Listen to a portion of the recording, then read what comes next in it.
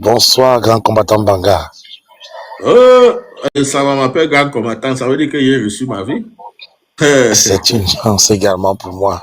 C'est vrai que nous sommes en prison. J'ai fait un tour à l'hôpital. C'est là où j'ai profité pour me connecter sur ton live avant de retourner en prison tout à l'heure. On a fait un crochet pour une consultation. Donc, j'ai supplié le téléphone de mon voisin de lit. Et là, je suis un peu connecté. Attends, vous êtes en prison? Oui. Depuis le 7 novembre, j'ai été arrêté. Et ça a été relayé même par Equinox. C'est même relayé, donc dès que vous tapez dans Google, vous avez l'information de la date et tout. Comme c'est vrai que beaucoup de gens ne pouvaient pas se rendre compte que j'avais été enlevé. Et j'étais ici en prison avec Madame Chicho, la secrétaire de Anissé Kané. Elle vient d'obtenir la liberté provisoire. Donc on est là en prison avec une centaine de jeunes qui ont été également arrêtés pendant la période post-électorale. Il y a ceux qui sont en Goma, à peu près 400. Donc on est en prison. Et ce qui m'a touché, c'est ton... Dans quelle prison? Sujet. Prison de Nebel. Prison de Nebel, depuis le 7. Je me rappelle la dernière fois, tu étais passé dans mon live et tu nous avais dit, apparemment tu étais recherché. Tout à fait. Et ça n'a même pas duré, puisqu'il y avait le préfet, ils avaient préparé des katas pour nous mettre dans leur somme d'argent qu'ils avaient préparée. Moi, j'ai tout simplement dit que je ne suis pas dans. J'ai choisi mon candidat, on a choisi le changement. Et c'est ça qui les a aussi énervés, ils ont précipité. Elle a d'abord obtenu une garde à vue administrative auprès du gouverneur, en 15 jours renouvelables. On m'a arrêté sans convocation, sans rien, parce que il n'y avait rien, je n'ai rien fait. Après, ils ont inventé qu'il y avait une vidéo là, parce que j'ai tenu une banderole et puis ils ont appelé ça rébellion. Comment quelqu'un peut faire la rébellion en tenant une banderole et il passe un message? Donc, c'était juste des prétextes. Il fallait arrêter ceux qui, pour eux, sont des leaders d'opinion et qui peuvent faire que les choses... Merci encore à Aïdjo. Vous êtes là. Et vraiment, il sait pas quoi dire. Il dit, hein, et oui, combattant. Tu penses qu'ils vont te libérer quand?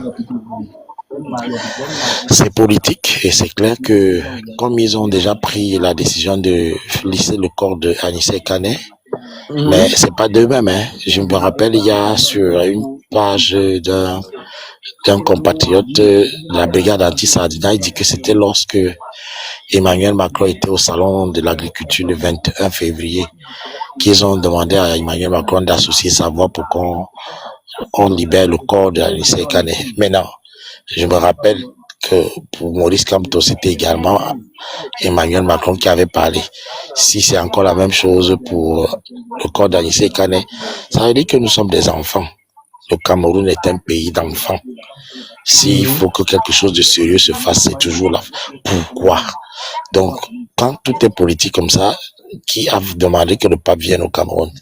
C'est cette personne. Quel est son agenda? Est-ce qu'il veut justifier peut-être une certaine libération des prisonniers avec la venue du pape? Est-ce qu'il veut corrompre mentalement? Bref, je ne peux pas te dire qu'est-ce qui va se passer, mais je pense que dans toutes ces petites équations, tu vois très bien le Katika. Et si tu lis en tant que Camerounais, tu vois qu'il y a un banditisme de lavage qu'on est en train de vouloir faire. On veut laver pour dire, voilà, si le pape peut venir, voilà, ça veut dire que j'ai gagné et que je n'ai pas un problème pour diriger. Ou bien que laissez-moi, je vais terminer le pouvoir comme Houphouët-Boigny et puis je vais laisser. Bref, on se rend donc compte que le peuple camerounais ne prend pas encore la mesure de sa souveraineté. puisque un pays souverain, ce n'est pas en France qu'on doit décider chaque fois, comme à l'époque d'Aïdjo, quand on veut mettre un ministre, on demande l'avis d'Emmanuel Macron ou bien de l'Élysée, ou c'est Chirac ou c'est Mitterrand. Donc c'est là où on peut dire que nous devons continuer. Et comme je suis très content de ton live, dans ton live, de prendre la souveraineté. Tout ce que nous faisons est politique. La politique en communication, la politique avec tout ce que les Oumyobé disaient, unis sur tous les fronts. Parce que si nous ne sommes pas unis sur tous les fronts, nous perdrons et la souveraineté et la légitimité et même ce que j'appelle le facteur justificatif que pourquoi nous sommes jeunes.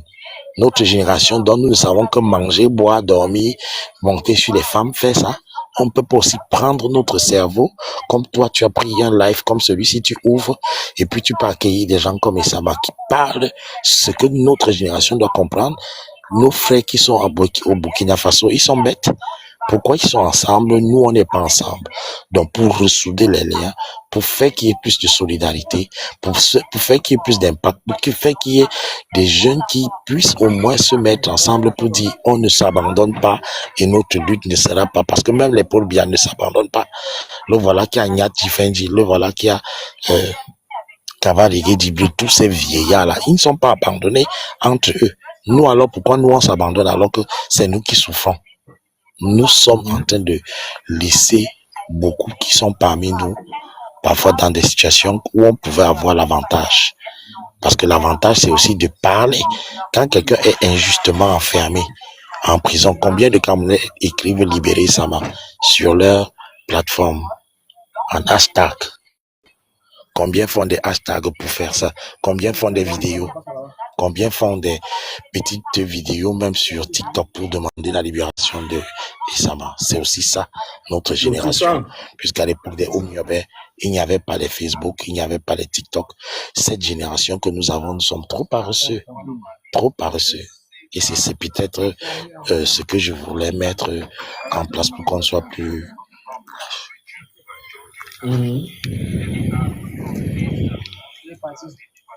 Ah, vraiment, Essama. Je n'étais pas au courant, je n'étais même pas du tout au courant. Je ne sais pas si les gens étaient au courant. Parce que je n'ai pas entendu quelqu'un parler de ça. Hein. Je n'ai entendu personne. Je peux imaginer, Banga. Et je sais que si tu étais au courant, tu aurais fait des sorties, des lives. J'aurais fait des sorties, parce que j'ai fait au moins 20 sorties. Et c'est l'occasion pour moi de demander à toute la famille de ceux qui aiment la justice. Il y a des cas plein, pas seulement le mien, où on ne peut pas justifier, je parle de Ndjekam Kameni, on ne peut pas justifier l'arrestation de quelqu'un jusqu'à aller dans son domicile. Il a sorti un livre. Quand tu regardes son livre, c'est très bien fait. Le nouveau livre de Ndjekam Kameni. Il a bien fait parler du développement de l'Afrique. Il y a des gens qui sont comme ça, comme lui, comme Anissé Kane, qui a été malheureusement aujourd'hui dans ce que j'appelle le crime d'État, où on confisque même le corps. Donc, c'est des choses qui donnent des matières à sujet et qui devraient renforcer notre pouvoir, parce que la souveraineté du Cameroun, moi, au lieu de recevoir le pape Léon XIV là, tout l'argent là, ça pouvait être pour rassembler les héros du Cameroun qui sont morts et puis faire entendre la voix de ceux qui sont morts pour la patrie. Parce qu'à un moment donné, soyons fiers d'entrer en prison pour la patrie. Soyons fiers de faire des lives comme toi en Banga pour la patrie. Soyons fiers comme tous les auditeurs, les TikTokers qui sont connectés en ce moment dans ton live pour la patrie. Qu'est-ce que nous avons fait pour notre patrie? Qu'est-ce que nous sommes en train de réclamer pour que notre patrie serve à nos enfants? Ça, c'est aussi une très bonne mission. C'est une mission noble. On va pas seulement passer le temps à regarder le pays des autres et les envier. On envie le Maroc. On envie les peuples algériens. Que leurs parents aussi n'étaient pas comme les nôtres. Que nous aussi qui sommes déjà parents là, nous ne pouvons pas aussi réfléchir.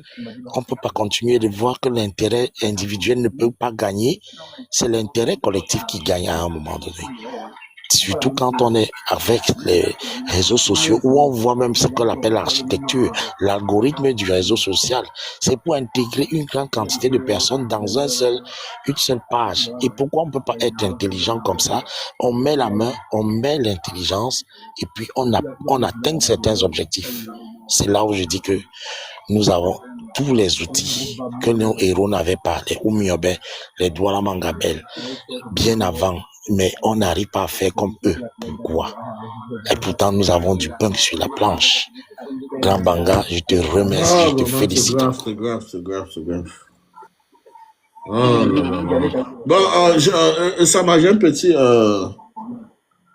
je sais pas, bon, j'aimerais faire de petits contenus pour partager partout et interpeller, je sais pas, les communautés internationaux. Et bon, il y a certains endroits que je peux aussi écrire là-bas. Qu'est-ce que je dois dire exactement qui peut vous arranger? Oui, combattant, je crois que la première des choses, c'est de prendre, comme tu as dit, la bonne direction, celle de faire des lives pour communiquer, par exemple, au sujet de cette injustice. On arrête récemment le mot tribunal pour avoir, s'il te plaît, apologie d'atteinte à la sûreté de l'État. Donc voilà un motif inventé, comme pour les films que tu entends souvent là.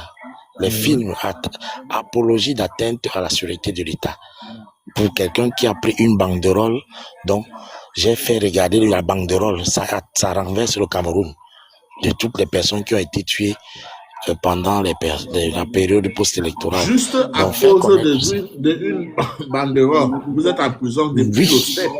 La banderole est là, puisque c'est ce que les juges au tribunal militaire me posent comme question, que ce message que j'avais, pourquoi il y a la photo de Issa Chirouma. Si tu regardes sur ma page Facebook, tu vas voir, c'est même la dernière vidéo que j'ai encore posée. Mais je t'assure, c'est la honte pour la justice militaire de notre pays d'instrumentaliser, parce qu'ils sont en train de vouloir juste faire le forcing pour condamner injustement et torturer des citoyens libres dans leurs pensées. Tu sais que moi, je suis un citoyen que je ne me laisse pas faire.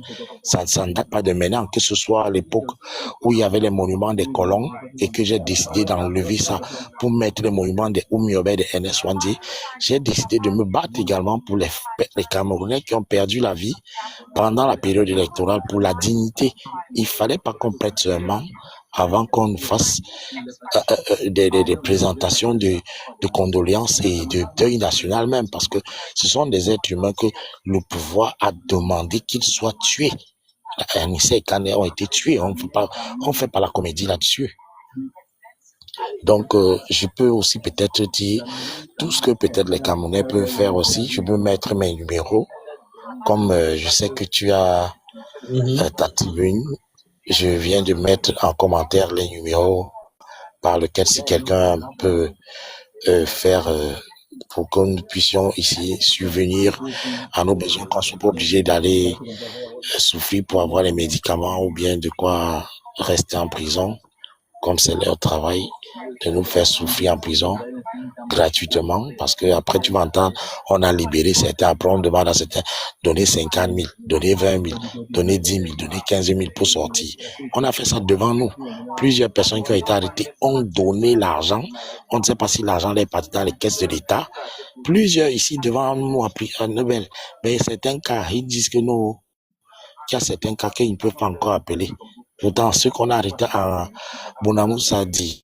Tu vois, certains qui n'avaient même rien, à un moment donné, on dit que bon, libéré. Donc, ils ont fait sortir les femmes, ils ont fait sortir certaines personnes, et puis après, ils ont laissé d'autres. Donc, ils sont dans une impasse totale. Ok, il faut vous avez écrit le numéro. J'espère que les gens ont copié ça. Je ne sais pas s'il y a quelqu'un qui peut épingler ça. Parce que c'est important aussi d'apporter vos soutiens là où il faut, comme je disais tout à l'heure, d'apporter vos soutiens aux gens qui parlent de Congo sale, qui parlent de choses qui n'ont aucun sens. Voilà donc les vraies choses que vous pouvez apporter vos soutiens, vos solidarités. Aussi, comme je parlais aussi de Jacques Bertrand Mangan, le geste qu'il a posé, que j'ai vu tout à l'heure en live, voilà donc l'initiative qu'il faut soutenir, il faut accompagner. C'est très important. Hein? Très important. Donc, vraiment, grand combattant récemment, vraiment, ton combat, c'est depuis que on n'imaginait même pas encore entrer ou bien s'indigner même de la situation de notre pays. On te voyait déjà mener des combats, prendre les coups, des risques. Vraiment, vraiment, la situation dont vous vous retrouvez aujourd'hui, pour moi, je trouve ça vraiment, c'est totalement triste. Et voilà exactement ce que, lorsqu'on parle d'un régime dictatorial, voilà donc le résultat. Tout à l'heure, là, tu étais avec nous, on t'a vu avec Issa Chiroma battre sa campagne, je pense bien c'était à Douala. Il ne pouvait pas imaginer parce qu'il ne sait pas ce que tu as fait de si grave que tu dois te retrouver en prison. Mais ça veut dire que ces gens-là vont seulement complètement détruire les Camerounais. Vraiment, c'est terrible, grand frère. Donc, il va falloir que, bon, ces petits partis-là, ils vont enregistrer ça. Et il va essayer de multiplier les vidéos pour multiplier les Camerounais à ne pas te oublier. Très, très grand merci, combattant. Et surtout, rappelons que notre génération ne doit pas oublier la commémoration de Hossein Diafana. Ce 15 mars qui arrive, ça sera le 60e anniversaire de la commémoration de Castor Hossein Diafana. Il y a plusieurs enfants de Castor Hossein Diafana qui sont vivants et qui ont tout simplement besoin qu'on se rappelle de ce que Castor Hossein Diafana a fait pour notre pays, notamment la décolonisation monétaire, de penser que nous pouvons avoir des billets de 10 000, de 5 000, de 2 000, de 1 000 francs, de 500 francs, avec la photo de nos propres héros, c'est-à-dire les Oumyobé sur les billets, les Ernest Wandi sur les billets, comme nous utilisons aussi sur le billet de 10 000. On a la photo de Douala Mangabel, c'est notre argent. Au Ghana, c'est ce qu'on fait. Quand vous voyez le billet du Ghana, le Cedi, il y a la photo de Kwame Nkrumah sur ça. Quand vous voyez même au Nigeria, ici à côté, il y a la photo des Nigériens sur le Naira. Mais la malchance de notre pays, c'est qu'on veut nous faire voir autre chose. Le pape, c'est Léon XIV, il vient pour manger l'argent, alors qu'eux-mêmes, ils sont dans leur pays, ils n'arrivent pas à regarder les problèmes de leurs trucs qui sont là-bas, les hobbies. Donc, vraiment, le 15 mars qui arrive, j'invite tous nos frères qui sont en train de suivre ce live, surtout que nous sommes au mois de mars, donc dans 14 jours, que nous nous rappelions de la mémoire glorieuse de Castor Hossein Diafana, décapité à Molondo en 1966, le 15 mars. Et ça va permettre que des attentions soient portées vers des personnes. Tu sais que c'est spirituel aussi, combattant Banga. Tu es en train de te battre pour la mémoire de JBM. C'est une très bonne chose de mettre sa photo, que les gens puissent connaître des sujets comme cela, parce que c'est important pour notre génération. On ne peut pas voir quelqu'un qui se bat pour quelque chose que nous pouvons tous nous inspirer. Parce que moi-même, je suis ici en prison, les Oumyobé est en prison. Nous devons nous inspirer des luttes de nos papas pour ne pas trahir le pays. Je suis fier de voir que dans ce live Mbanga, tu as mis sur ta photo de profil le drapeau national qui identifie tout Camerounais qui aime son pays, du fait que nous soyons plus en train de rêver des pays des autres chaque fois. Les Camerounais partent mourir en Méditerranée, partent au Burkina Faso, on les prend comme on fait le trafic humain, on fait des choses aux Camerounais, on leur fait miroiter des choses, alors que dans leur pays, ils pouvaient aussi continuer de se battre pour que le meilleur de leur quotidien soit amélioré. C'est vraiment une chance pour moi de t'avoir dans ton live, comme avant de retourner en prison tout de suite là, comme les gardiens sont déjà en train d'approcher là. Ouais, vraiment, je suis de tout cœur avec vous. Hein. Je ne sais pas, Manglishta, ceux qui sont là, est-ce que vous avez quelque chose à ajouter là? Est-ce que vous avez quelque chose à dire? Banga, ouais. S'il te plaît, une minute. Ouais, je veux dire quelque chose. Mais je veux dire quelque chose. Bonsoir encore. Je veux dire quelque chose de très important. C'est que je salue le courage, l'abnégation et la résilience du combattant Essama. J'aimerais dire que nous le portons dans nos cœurs parce que, étant déjà tout petit, nous le voyons dans l'activisme et je crois que c'est lui, il fait partie des personnes qui nous ont inspirés dans cette affaire. J'aimerais qu'on fasse également un stop pour penser et parler des personnes qui sont incarcérées comme Mancho BBC et Félix Ngalim. qui sont à la prison centrale de Konengi, avec qui j'échange régulièrement, qui semblent être abandonnés par tous les autres partis de l'opposition. Tous les partis de l'opposition, tous les leaders politiques au Cameroun ont abandonné Mancho BBC et Félix Ngalim, qui sont à la prison de Konengi. Il faut rappeler qui est Mancho BBC et Félix Ngalim. Ce sont eux qui ont initié la contestation dans le cadre de la crise anglophone. Ils n'avaient jamais pris les armes, ils n'avaient jamais tiré sur quelqu'un, ils n'avaient jamais rien cassé, mais depuis plus de 5 ans, ils sont en prison, alors que on souhaite résoudre la crise anglophone. Voilà des interlocuteurs crédibles avec lesquels on devrait échanger pour définitivement sortir de cette affaire.